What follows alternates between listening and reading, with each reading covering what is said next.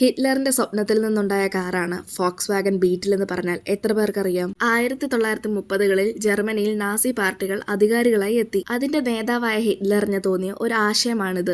ഓരോ സാധാരണ ജർമ്മൻ കുടുംബത്തിനും ഒരു കാർ ഉണ്ടാകണം. അതിന് അദ്ദേഹം പേരിട്ടത് ഫോക്സ് വാഗൻ എന്നായിരുന്നു. അതിന്റെ അർത്ഥം വരുന്നത് ജനങ്ങളുടെ കാറ് എന്നാണ്. ഈ കാർ രൂപകൽപ്പന ചെയ്യാൻ ഹിറ്റ്ലർ വിളിച്ചത് ഫെർഡിനാൻഡ് പോർഷെയാണ്. പോർഷെ വളരെ എളുപ്പത്തിൽ ഓടിക്കാനാവുന്ന വിധത്തിൽ ഒരു കാറിന്റെ ഡിസൈൻ നൽകി. അതിനെ ഇപ്പോൾ നമ്മൾ അറിയുന്നത് ബീറ്റിൽ എന്ന പേരിലാണ്. നാസിമാർ ജനങ്ങളുടെ കാറ് എന്ന പേര് പറഞ്ഞ് വലിയ പ്രചാരണം നടത്തി. പല ജർമ്മൻകാരും അവരവരുടെ കൂലിയിൽ നിന്ന് കിട്ടുന്ന പണം കുറച്ചു കുറച്ചായി മാറ്റിവെച്ച് കാറിന് വേണ്ടി പൈസ ഉണ്ടാക്കാൻ തുടങ്ങി. പക്ഷെ യഥാർത്ഥത്തിൽ ഒരാൾക്കും കാർ ലഭിച്ചില്ല. കാരണം ഇതിന്റെ ഇടയിലാണ് രണ്ടാം ലോക മഹായുദ്ധം തുടങ്ങിയത്. കാറുകൾ നിർമ്മിക്കുന്ന ഫാക്ടറി യുദ്ധത്തിന് വേണ്ടിയുള്ള ടാങ്കുകളും ആയുധങ്ങളും നിർമ്മിക്കാൻ തുടങ്ങി. ഇത്രയും വലിയ പദ്ധതിയുമായി തുടക്കം കുറിച്ചെങ്കിലും പിന്നീട് ഹിറ്റ്ലറിന് ഈ കാറിന്റെ രൂപം ഇഷ്ടമായില്ല. അങ്ങനെ ഹിറ്റ്ലർ ഈ ഒരു പദ്ധതിയിൽ നിന്ന് പിന്മാറുകയാണ് ചെയ്തത്. പിന്നീട് കുറെ നാളുകൾക്ക് ശേഷം മറ്റ് രാജ്യങ്ങൾ ഈ കാറിനെ ഏറ്റെടുത്തു. വിവിധ രാജ്യങ്ങളിലെ സാധാരണ ജനങ്ങൾ ഫോക്സ് വാഗൻ ബീറ്റിലിനെ പ്രിയപ്പെട്ട കാറായി സ്വീകരിച്ചു. നിങ്ങൾക്ക് ഫോക്സ് വാഗൻ കാറുകളിലെ ഏറ്റവും ഇഷ്ടമുള്ള കാർ ഏതാണെന്ന് കമന്റ് ചെയ്യ്.